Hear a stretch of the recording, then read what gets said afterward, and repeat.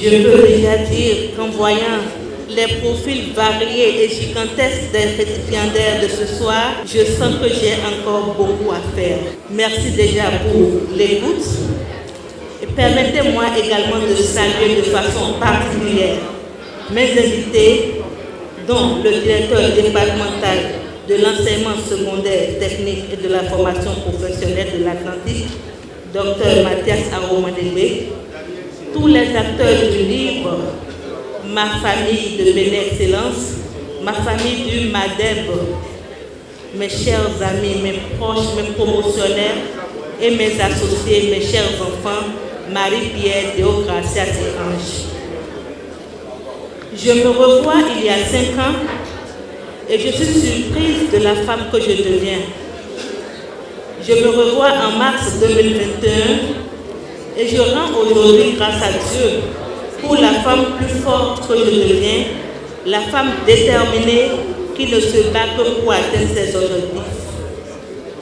Il y a 5 ans, je me posais mille et une questions sur l'erreur que j'ai commise en tant que femme. Oui, il y a encore quelques années, j'ai connu les moments les plus sombres de ma vie et je m'étais résignée à être une femme de ménage dans mon foyer, juste une épouse, une mère qui devait se réveiller à 4 heures du matin pour faire le petit déjeuner, le goûter de ses enfants. Une femme qui devait balayer, passer sa journée à nettoyer un grand bâtiment pour le bien-être de son ménage, pour le plaisir de son mari. Une femme qui devait, avec la roue, sacrer la devanture de sa maison. Il y a 5 ans, j'ai entendu des personnes dire en Fombé, quand Edo Bénin se lance, Edo Dada le gouvernement sapin. En effet, sortir d'une famille où les parents donnaient le meilleur d'eux, avec 20 000 francs d'argent de poche par mois à leur fille étudiante en 2001 et 2006, parfois au-delà, partir du statut de femme fonctionnaire, poste obtenu juste après le second cycle universitaire, partir du statut de femme intellectuelle pour revenir à une simple ménagère, une vendeuse de nourriture, une revendeuse de condiments, une vendeuse de pain, une remplaçante de domestique non rémunérée et méprisée fut très dur. Pourtant, c'est une réalité de nos jours. Voir plusieurs femmes avec des niveaux élevés d'études chercher à justifier la volonté du conjoint de la famille pour maintenir la paix dans le ménage. C'est un fait. Cette situation, je l'ai vécue comme de nombreuses autres femmes, ces moments de tristesse, de doute, de violence, de maltraitance, de mépris, de calomnie, d'ingratitude. Je les ai vécues. Pourtant, derrière cette femme qui commençait à faiblir mentalement face aux épreuves de la vie, se cachait une femme forte, une femme déterminée dont je suis fière aujourd'hui. En réalité, je n'ai jamais perdu espoir au milieu de toutes les épreuves. J'ai toujours cru en un lendemain meilleur. Oui, je suis fière du chemin parcouru, de mes efforts pour atteindre le succès. Et je prie Dieu pour davantage évoluer. C'est pourquoi en ce moment, en cette belle occasion, je remercie l'ONG IFE Africa que je vous prie d'ovationner très fort, s'il vous plaît. Mais vraiment très fort. Et je vous prie également de laisser parler votre cœur en accompagnant l'ONG IFE Africa. Je les remercie pour le choix porté sur ma modeste personne. Il est vrai que j'ai reçu beaucoup de distinctions, mais chacune a une valeur spéciale à mes yeux.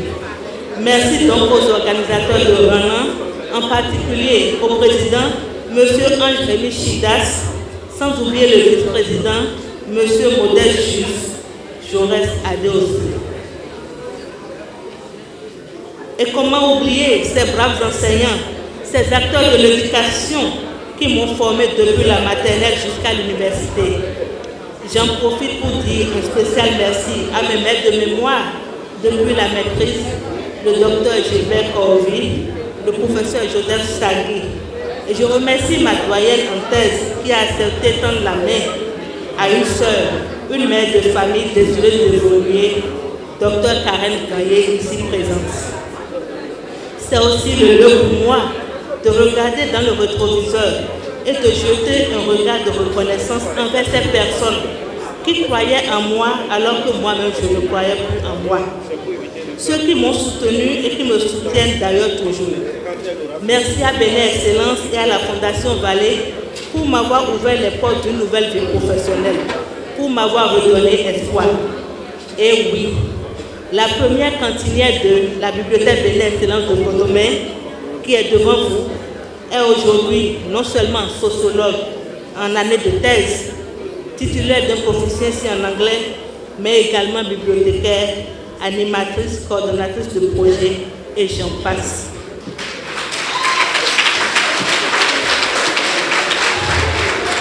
Ces cendres, bien que porteuses de douleur, m'ont édifié davantage. Sous la chaleur de ce feu, je me suis redécouverte, j'ai redécouvert la nouvelle version de moi. Ce que je souhaite pour toutes les femmes de tous horizons, ne jamais perdre espoir.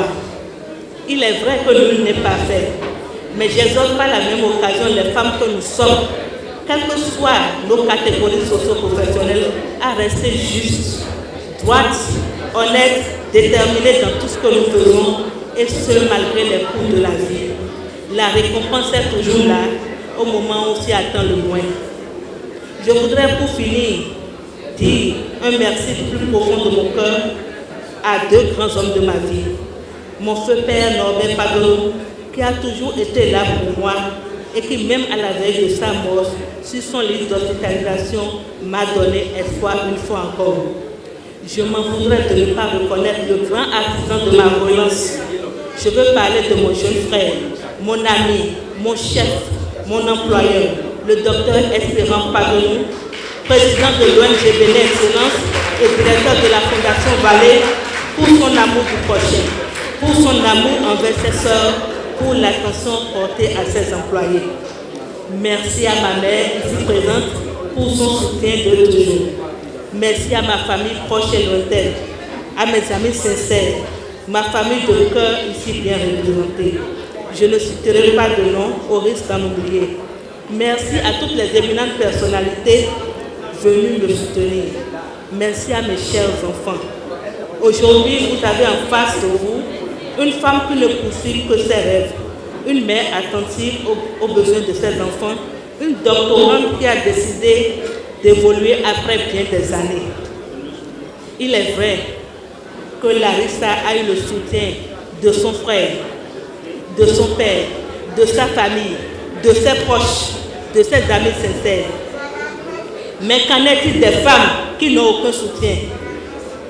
Qu'en est-il des femmes qui sont jugées à tort, qui sont terrifiées, abattues, violentées, méprisées, détruites?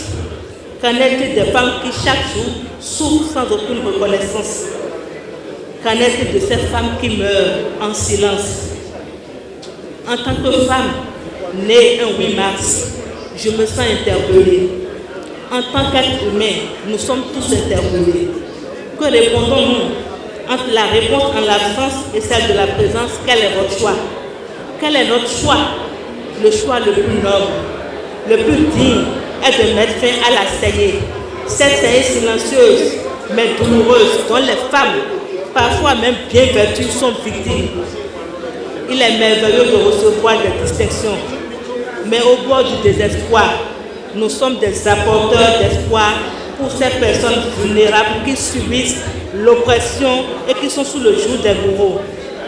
Cette distinction ne célèbre pas qu'un parcours, elle révèle ou célèbre une résurrection, une renaissance, une décision d'aller loin. Je vous remercie.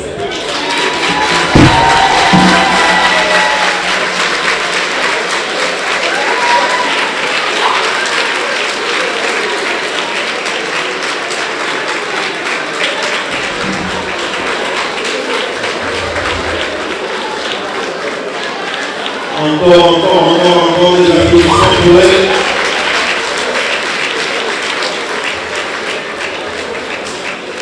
Merci à la femme qu'elle est devenue. Merci à l'ONG IFE Africa qui a su jouer un rôle d'impulsion dans son évolution. Et à travers elle, merci à toutes les lauréates de ce soir.